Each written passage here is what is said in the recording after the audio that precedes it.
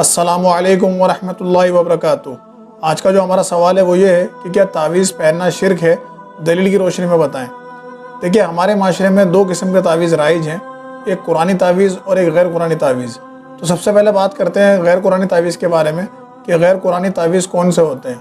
تو جو تعویذ قرآن کے علاوہ مولوی آپ کو دیتے ہیں، مثلا مختلف قسم کے دھاگے، گنڈے یا کوئی پتھر یا منکے یا کسی جانور کا ناخن گلے میں باندھنے کے لیے دیں، جسے لوگ گلے میں باندھیں نظر سے یا جنات سے بچنے کے لیے، اسی طریقے سے کوئی ہانڈی یا مٹکی گھروں میں لٹکانے کے لیے دیں، یا کچھ کیلے گھروں کے کونوں میں ٹھوکنے کے لیے دیں، یا اسی طریقے سے کوئی کاغذی تعویذ بنا کر آپ کو دیں جس میں وہ مختلف شیاطین کے، جنات کے نام لکھتے ہیں یا فرشتوں کے نام لکھتے ہیں، یا کوئی مختلف عدد اس میں لکھتے ہیں، یعنی گنتی وغیرہ اس میں لکھتے ہیں، وہ آپ کو لٹکانے کے لیے یا دبانے کے لیے، جلانے کے لیے یا گلے میں پہننے کے لیے یا پینے کے لیے آپ کو دیں کہ اسے پانی میں گھول کر پی جائے، تو یہ سب غیر قرآنی تعویذات ہیں۔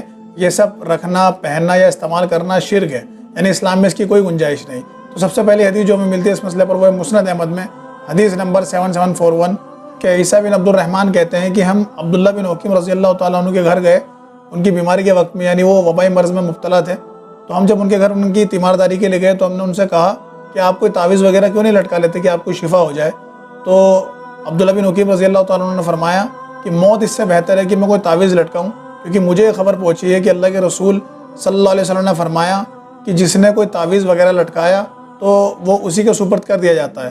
یعنی اس حدیث سے معلوم پڑا کہ اگر کوئی شخص کوئی تعویذ لٹکاتا ہے، کوئی گنڈا پہنتا ہے یا کچھ بھی ایسی چیز پہنتا ہے، تو اللہ تعالیٰ اسے اسی کے حوالے کر دیتا ہے کہ اب یہی تیرا رب ہے، اب تو اس سے ہی مانگ، یعنی یہی تیری حفاظت کرے گا کہ تو نے اس سے مدد طلب کری ہے، تو نے اللہ سے مدد طلب نہیں کری، ٹھیک ہے؟ تو وہ اسی کے حوالے کر دیا جاتا ہے، یعنی اب اسے اللہ کی حفاظت کی ضرورت نہیں ہے، اللہ تعالیٰ نے اسے اسی تعویذ کے حوالے کر دیا جس پر اس نے توقع کری، ٹھیک ہے؟ کیونکہ مومن کو تو صرف اللہ پر توقع رکھنا چاہیے، تو اللہ تعالیٰ اسے اسی تعویذ گھنٹے کے حوالے کر دیتا ہے۔ دوسری حدیث جو ہمیں ملتی ہے وہ ہے السلسلۃ الصحیحہ سے حدیث نمبر 996 کہ عبداللہ بن مسعود رضی اللہ تعالیٰ عنہ اپنے گھر آئے اپنی بیوی کے پاس، تو دیکھا کہ ان کے ہاتھ میں ایک دھاگا بندھا ہوا تھا جو انہوں نے بخار سے بچنے کے لیے اپنے ہاتھ میں پہن لیا تھا۔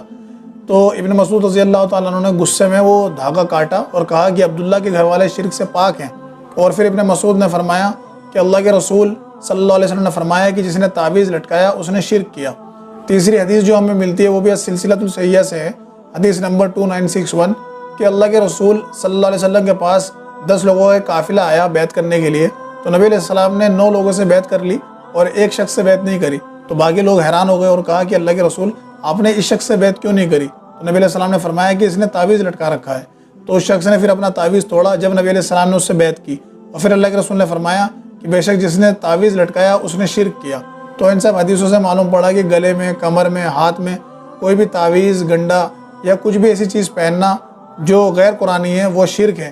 اسی طریقے سے ایسے تعویذات جن میں شیطانوں کے نام لکھے ہوں یا جنوں کے نام لکھے ہوں یا مختلف عربی گنتی لکھی ہوں کسی بھی فارم میں، وہ سب حرام ہے، شرک ہے۔ تو یہ تو تھے غیر قرآنی تعویذات۔ اب بات کرتے ہیں قرآنی تعویذات کے بارے میں کہ قرآنی تعویذات کسے کہتے ہیں۔ تو ایسے تعویذات جو مولوی آپ کو لکھ کر دیتے ہیں، یعنی جن میں قرآن کی صورتیں ہوتی ہیں یا قرآن کے آیت لکھ کر دیتے ہیں تاکہ آپ اسے گلے میں لٹکا لیں یا ہاتھ میں باندھ لیں یا گھروں کے اندر لگا دیں، برکت کے لیے، جنوں سے بچنے کے لیے، شیاطین کے حملے سے بچنے کے لیے، یا بہت سے لوگ دکانوں میں بھی لگاتے ہیں کہ اس سے برکت آئے گی، اس سے نظر نہیں لگے گی کاروبار کو۔ تو ان تعویذات کو قرآنی تعویذات کہتے ہیں۔ ان کا یوز کرنا شرک میں شمار نہیں ہوگا، کیونکہ قرآن اللہ کا کلام ہے، اللہ کی صفت ہے۔ جس طرح اللہ کے علاوہ کسی اور کی قسم کھانا شرک ہے، لیکن لوگ قرآن کی قسم کھاتے ہیں، اور قرآن کی قسم کھانا جائز ہے کیونکہ وہ اللہ کا کلام ہے، اللہ کی صفت ہے، تو اس کے لکھے ہوئے تعویذات شرک نہیں ہوں گے۔ جیسا کہ حدیث میں ہم پڑھ چکے ہیں کہ اللہ کے رسول نے خود فرمایا صلی اللہ علیہ وسلم کہ شرک دم، تعویذ اور جادو یہ شرک ہے۔ یعنی جس طرح دم کرنا بھی اسلام میں جائز ہے، یعنی خود آپ صلی اللہ علیہ وسلم اپنے اوپر دم کرا کرتے، تو اس سے مراد شرک دم لیا جائے گا۔ اسی طرح تعویذ کے آگے بھی جو ہم تعویذ کے اندر بھی جو حکم لیں گے وہ شرک تعویذ لیں گے، یعنی ایسے تعویذ جو غیر اللہ سے مدد مانگنے کے اوپر مبنی ہے، ٹھیک ہے؟ جب قرآن کی بات آئے گی تو قرآن اللہ کا کلام ہے، اگر کوئی اس کے تعویذات یوز کرتا ہے تو وہ شرکیہ نہیں ہے، کیونکہ قرآن تو اللہ کا کلام ہے، اس میں شرک کیسے ہو سکتا ہے؟ ٹھیک ہے، وہ تو شرک کے خلاف ہے۔ تو قرآن کے تعویذات استعمال کرنا شرک نہیں ہے، البتہ یہ قرآن کی توہین ہے، بے حرمتی ہے، اس کی بید بھی ہے، کیونکہ قرآن کا بہت بڑا درجہ ہے، وہ اللہ کا کلام ہے، اور ہم لوگ اس کے ساتھ کیا کر رہے ہیں؟ یعنی ہم تعویذ دے رہے ہیں لوگوں کو، اور وہ تعویذ پہن کے وہ ٹوائلٹ میں بھی جا رہے ہیں، یعنی ناپاک جگہ بھی جا رہے ہیں، اسے پہن کر وہ بیوی سے ہی مل رہے ہیں اور اسے پہنے ہوئے ہیں اور وہ جنبی حالت میں بھی ہیں۔ تو ہم لوگ کیا کر رہے ہیں؟ یعنی ایک طرف تو مولوی کہہ رہے ہیں کہ قرآن کو آپ بغیر وضو کے نہیں چھو سکتے، ٹھیک ہے، یہ گناہ ہے، اور دنیا بھر کی باتیں وہ کرتے ہیں، اور ایک طرف وہ لوگوں کو تعویذ بانٹ رہے ہیں اور ان سے یہ بے حرمتی قرآن کی کروا رہے ہیں. تو قرآنی تعویذ پہننا بھی حرام ہے، ناجائز ہے، اور یہ اللہ اس کے رسول صلی اللہ علیہ وسلم کی مخالفت ہے. کیونکہ ہمیں کسی حدیث میں نہیں ملتا کہ اللہ کے رسول صلی اللہ علیہ وسلم نے یہ تعویذات لکھے ہوں یا لکھوانے کا حکم دیا ہو یا لوگوں کو دیے ہوں. اب بہت سے لوگ کہتے ہیں کہ قرآن میں اللہ تعالیٰ نے شفا رکھی ہے. تو میرے بھائی، قرآن میں اللہ تعالیٰ نے شفا رکھی ہے، بے شک ہمارا ایمان ہے، لیکن وہ شفا لینے کا طریقہ وہی ہوگا جو اللہ کے رسول صلی اللہ علیہ وسلم نے ہمیں بتایا ہے. یعنی خود حدیث میں آتا ہے کہ جب حسن حسین رضی اللہ تعالیٰ عنہما بیمار پڑ جاتے، یعنی ان پر نظر کا اثر ہو جاتا، تو نبی علیہ السلام ان پر دم کرا کرتے، سورہ فلق سورہ ناس پڑھ کر ان پر دم کرا کرتے. ٹھیک ہے. اور سب سے بڑی بات، خود حدیث میں آتا ہے کہ آپ صلی اللہ علیہ وسلم پر جب جادو ہوا تو آپ نے خود سورہ فلق اور سورہ ناس پڑھ کر اپنے اوپر دم کیا اور اللہ تعالیٰ نے آپ کو شفا دی. تو وہ طریقہ بہتر ہوگا جو ہمارے نبی نے ہمیں بتایا، کہ جو مولوی ہمیں بتا رہے ہیں، ہمیں گمراہ کر رہے ہیں، وہ طریقہ بہتر ہوگا. یعنی آپ ڈاکٹر کے پاس گئے دوائی لینے اور ڈاکٹر نے آپ کو دوا دی اور سمجھا دیا کہ یہ دوا ایسے ایسے کھانی ہے، اور آپ گھر آئے، آپ نے دوا کھائی تو نہیں بلکہ اپنے گلے میں ٹانگ لی اور کہا کہ ڈاکٹر نے مجھے دوا دے دیا، میں صحیح ہو جاؤں گا. تو کیا آپ صحیح ہو جائیں گے؟ تو میرے بھائی، جس طریقے سے دوا کھانے سے شفا ہوگی، اسی طریقے سے قرآن پڑھنے سے، اپنے اوپر دم کرنے سے شفا ہوگی، کیونکہ یہ روح کی غذا ہے. ٹھیک ہے. یہ جتنی بیماری ہوتی ہیں جن کی یا شیاطین کی، روحانی ہوتی ہیں، تو ان کا علاج قرآن سے جبھی ہوگا جب آپ اپنے اوپر پڑھ کر دم کریں گے. کیونکہ اگر قرآن کی ایک آیت باندھنے سے اگر کچھ فائدہ ہوتا تو سب کے گھروں میں قرآن موجود ہے. یعنی اگر ایک آیت آپ مولوی صاحب سے لکھا کر لیا ہے، اس سے اب آپ کی حفاظت ہو رہی ہے، تو قرآن تو آپ کے گھر میں پورا موجود تھا. تو سب کو ایک کام کرنا چاہیے، چھوٹا سا قرآن لے کر اپنی جیب میں رکھ لیں یا اپنے گلے میں ٹانگ لیں. تو ایک آیت زیادہ پاورفل ہوگی یا پورا قرآن؟ تو یہ سب بیوقوف والی باتیں ہیں.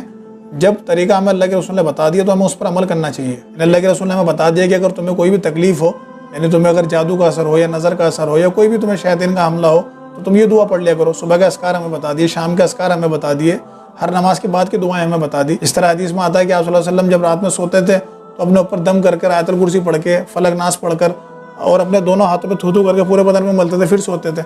ٹھیک ہے. تو یہ طریقے سے کوئی عمل کرے گا تو اسے فائدہ ہوگا نا. تو ہر چیز نبی علیہ السلام ہمیں بتا کر گئے. آپ نے کہیں بھی یہ نہیں کہا کہ تمہیں اگر کوئی پریشانی ہو تو فلاں آیت لکھ کر اپنے گلے میں ٹانگ لو. یعنی اللہ کے رسول کے زمانے میں صلی اللہ علیہ وسلم قرآن بھی موجود تھا، لکھنے والے بھی موجود تھے. کیا کسی صحابی نے ایسا کرا کہ وہ اپنے گلے میں تعویذ ڈالتے ہوں؟ کیا کبھی نبی علیہ السلام نے ایسا کرا؟ تو پھر ہم کس کے بتائے ہوئے راستے پہ چلنا ہے؟ یعنی جب ہم آپ کو مسلمان کہتے ہیں تو ہمیں تو اس طریقے پہ چلنا ہے جس پہ ہمیں اللہ اور اس کے رسول نے حکم دیا ہے. تو پھر ہم کیوں رسول اللہ کی نافرمانی کر رہے ہیں، یعنی وہ چیزیں کر رہے ہیں جو انہوں نے بتائی نہیں؟ جب طریقہ ہمیں اللہ کے رسول نے بتا دیا تو ہمیں اس پر عمل کرنا چاہیے. ٹھیک ہے. تو چاہے قرآنی تعویذ ہو یا غیر قرآنی تعویذ، یہ اسلام میں جائز نہیں ہے. اب کچھ لوگ یہاں سوال کرتے ہیں اور کہتے ہیں کہ اگر تعویذ وغیرہ سے کچھ نہیں ہوتا، یعنی یہ سب شرک ہے یا ناجائز ہے، تو ان سے شفا کیسے حاصل ہو جاتی ہے؟ یعنی بہت سے لوگوں کو دیکھا ہے کہ وہ ٹھیک ہو جاتے ہیں. تو میرے بھائی، یہ ایمان کی کمزوری ہے اور کچھ بھی نہیں ہے. یعنی شیطان کا دھوکہ ہے، کیونکہ شیطان نے اللہ تعالیٰ سے وعدہ کرا تھا کہ میں تیرے بندوں کو بہکاؤں گا. یعنی بہکاؤں گا مطلب ان کے ایمان چھین لوں گا، ان کو ایمان کمزور کر دوں گا، ان کے ایمان سے انہیں ہٹا دوں گا. ٹھیک ہے. یعنی جب کسی انسان کو کوئی شیطانی حملہ ہوتا ہے تو اگر وہ صحیح جگہ علاج کراتا ہے تو اسے جلدی سے شفا نہیں ملتی. ٹھیک ہے. لیکن وہ اگر کہیں غلط جگہ پہنچ جائے، یعنی کسی مزار پہ پہنچ جائے یا کسی ایسے مولوی کے پاس پہنچ جائے جو حرام طریقے سے علاج کرتا ہے، تو اسے شفا ہو جاتی ہے. تو وہ کہتا ہے دیکھو میں تو یہاں ٹھیک ہو گیا، یعنی یہ چیز تو جائز ہے. تو میرے بھائی، وہ شفا اس لیے ہو جاتی ہے کیونکہ شیطان یہ چاہتا ہے کہ آپ صحیح راستے سے ہٹ جائیں. اب شیطان نے جب آپ کو غلط جگہ پہنچا دیا تو وہ آپ کو اب تکلیف کیوں دے گا؟ ٹھیک ہے. جیسے حدیث میں آتا ہے، مسند احمد میں حدیث ہے کہ ایک صحابیہ کی آنکھ میں درد ہوا تو وہ کسی یہودی عالم کے پاس گئیں. تو یہودی عالم نے جو دم کرا، یعنی جو شرکی الفاظ میں دم کرا ہو، تو اس سے انہیں راحت ہو گئی. تو جب صحابی نے کہا کہ تم نے یہ غلط عمل کرا، تو انہوں نے کہا آپ غلط عمل بتا رہے ہیں، حالانکہ مجھے تو شفا ہو گئی. صحابی نے کہا کہ وہ شفا اس لیے ہو گئی کہ شیطان یہی چاہتا تھا کہ تمہارا عقیدہ اللہ سے ہٹا کر اس یہودی عالم پہ لگا دے. یعنی اب تمہیں جب تکلیف ہوگی تم اللہ سے نہیں مانگو گی، تم اسی عالم کے پاس بھاگو گی. یعنی جس سے آدمی کو راحت ملے گی انسان وہیں جاتا ہے. تو یہ ان صحابیوں نے سمجھایا کہ تمہارے لیے اتنا کافی تھا کہ تم یہ دعا پڑھ لو جو رسول اللہ نے ہمیں بتائی ہے. اذهب البأس رب الناس واشف انت الشافی لا شفاء الا شفاؤک شفاء لا یغادر سقما.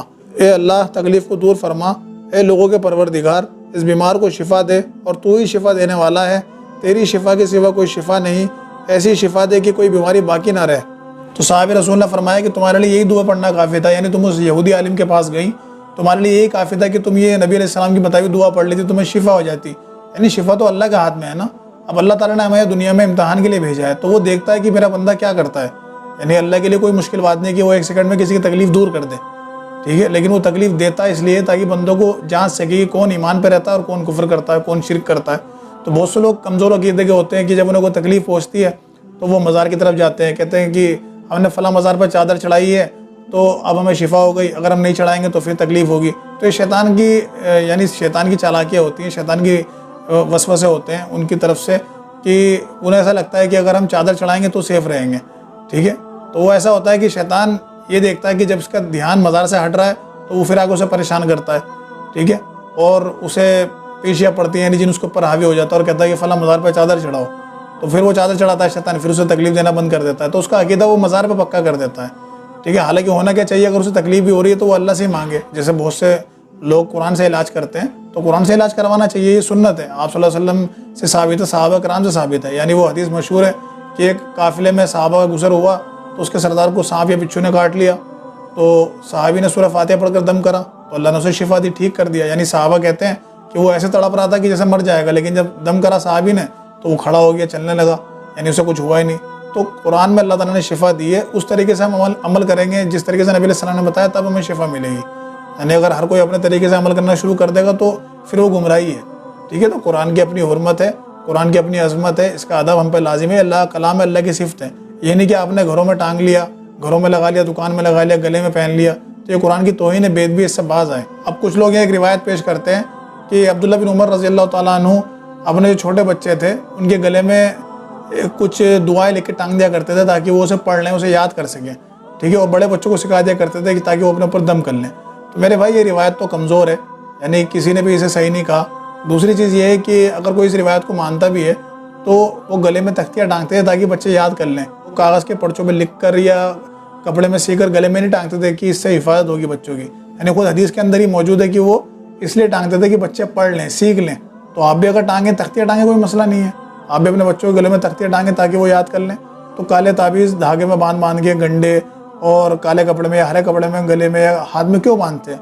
تو یہ کسے دھوکہ دے رہے ہیں آپ میرے بھائی؟ یعنی اللہ تعالیٰ تو ہماری رگ رگ سے واقف ہے، تو وہ کام کریں جو اللہ اور اس کے رسول نے ہمیں کرنے کے لیے بتائے ہیں۔ تو اس پوری گفتگو کے بعد معلوم پڑا کہ غیر قرآنی تعویذات پہننا شرک ہے، یہ اللہ تعالیٰ کی، اللہ کے رسول کی نافرمانی ہے، اور قرآنی تعویذ پہننا بھی حرام ہے، ناجائز ہے، قرآن کی بے حرمتی ہے، اس کی بے ادبی ہے، اس کی توہین ہے۔ اور جو لوگ ایسا کام کرتے ہیں، چاہے وہ قرآنی تعویذ پہنتے ہیں یا غیر قرآنی تعویذ پہنتے ہیں، تو انہیں اللہ سے ڈرنا چاہیے، ٹھیک ہے، کہ وہ قرآن کی بے ادبی کر رہے ہیں، قرآن کی توہین کر رہے ہیں اور رسول اللہ صلی اللہ علیہ وسلم کی مخالفت کر رہے ہیں، ٹھیک ہے۔ تو اللہ تعالیٰ سے دعا ہے کہ ہمیں حق بات کہنے، سننے اور عمل کرنے کی توفیق عطا فرمائے، آمین۔ وآخر دعوانا الحمدللہ رب العالمین۔ بھلا کس نے آسمانوں اور زمین کو پیدا کیا اور کس نے تمہارے لیے آسمان سے پانی برسایا؟ پھر ہم نے اس سے سرسبز باغ اگائے، تمہارا کام تو نہ تھا کہ تم ان کے درختوں کو اگاتے؟ تو کیا اللہ کے ساتھ کوئی اور بھی معبود ہے؟ ہرگز نہیں، بلکہ یہ لوگ رستے سے الگ ہو رہے ہیں۔ بھلا کس نے زمین کو قرارگاہ بنایا اور اس کے بیچ نہریں بنائیں اور اس کے لیے پہاڑ بنائے، اور کس نے دو دریاؤں کے بیچ اوٹ بنائی؟ یہ سب کچھ اللہ نے بنایا، تو کیا اللہ کے ساتھ کوئی اور معبود بھی ہے؟ ہرگز نہیں، بلکہ ان میں اکثر علم نہیں رکھتے۔ بھلا کون بے قرار کی التجا قبول کرتا ہے جب وہ اس سے دعا کرتا ہے، اور کون اس کی تکلیف کو دور کرتا ہے، اور کون تم کو زمین میں اگلوں کا جانشین بناتا ہے؟ یہ سب کچھ اللہ کرتا ہے، تو کیا اللہ کے ساتھ کوئی اور معبود بھی ہے؟ ہرگز نہیں، مگر تم بہت کم غور کرتے ہو۔